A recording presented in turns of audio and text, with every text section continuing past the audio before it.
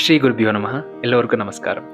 இன்னைக்கு நம்ம ஆலய மியூசிக்கல்ஸ்ல எதை பத்தி பார்க்க போறோம்னா, அதாவது என் வாழ்க்கையில பிரச்சனைகள் அடுத்தடுத்து மலை போல வந்துகிட்டே இருக்கு.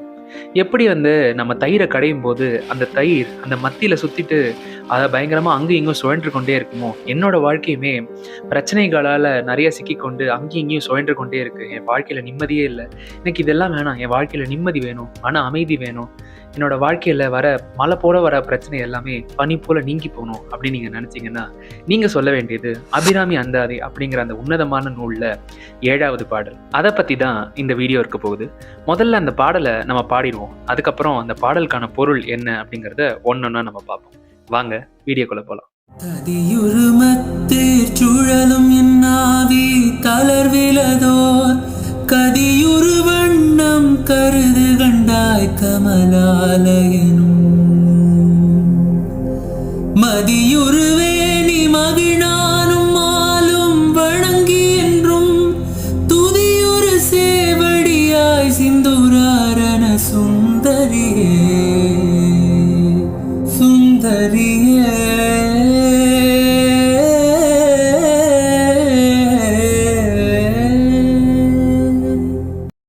இந்த பாடலோட பொருள் எப்படி அமைஞ்சிருக்குன்னா, அதாவது அபிராமி பட்டர் அம்பாள் கிட்ட பேசுற மாதிரி.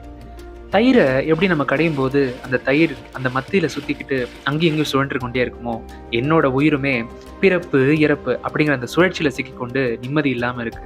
இதுல இருந்து என்ன நீதாமா மீட்டெடுக்கணும் அப்படிங்கிற மாதிரி இந்த பாடலை துவங்குறாரு அபிராமி பட்டர். அது மட்டும் இல்லாம இந்த பாடல்ல முப்பெருந்தெய்வங்களோட குறிப்பும் இருக்கு. அதாவது தாமரை மேல் விற்று இருக்கும் பிரம்மா, நிலவை சூடி கொண்டிருக்கும் சிவபெருமான் மற்றும் பார்க்கடலில் பள்ளி கொண்டிருக்கும் அந்த திருமால், இந்த முப்பெருந்தெய்வங்களுமே அபிராமி அம்பாளோட அந்த சிவந்த அழகான பாதத்தை வணங்குற மாதிரி எழுதியிருக்காரு அபிராமி பட்டர். என்னதான் முப்பெருந்தெய்வங்களா இருந்தாலுமே அவங்களுக்குமே அபிராமி அம்பாளோட அந்த சக்தி ரொம்பவே முக்கியமானது அப்படிங்கிறத உணர்த்தும் வகையில அபிராமி பட்டர் இதை எழுதியிருக்காரு. அடுத்த முறை உங்க வாழ்க்கையில ஏதாவது பிரச்சனை வந்ததுன்னா, யாருக்குமே எந்த பிரச்சனையும் வரக்கூடாது. ஒருவேளை வந்ததுன்னா துவண்டு போகாம இந்த பாடலை ஞாபகம் வச்சுக்கோங்க. ஞாபகம் வச்சுக்கிட்டு இந்த பாடலை ஆத்மார்த்தமா சொல்லி பாருங்க. அந்த கருணை கடலான அந்த அபிராமியோட அருட்கடாட்சம் நம்ம எல்லாருக்கும் கிடைக்கட்டும். மீண்டும் ஒரு நல்ல பதிவுல உங்க எல்லாரையும் நான் சந்திக்கிறேன். அதுவரை உங்களிடமிருந்து விடைபெறுவது உங்கள் சத்யநாராயணன்.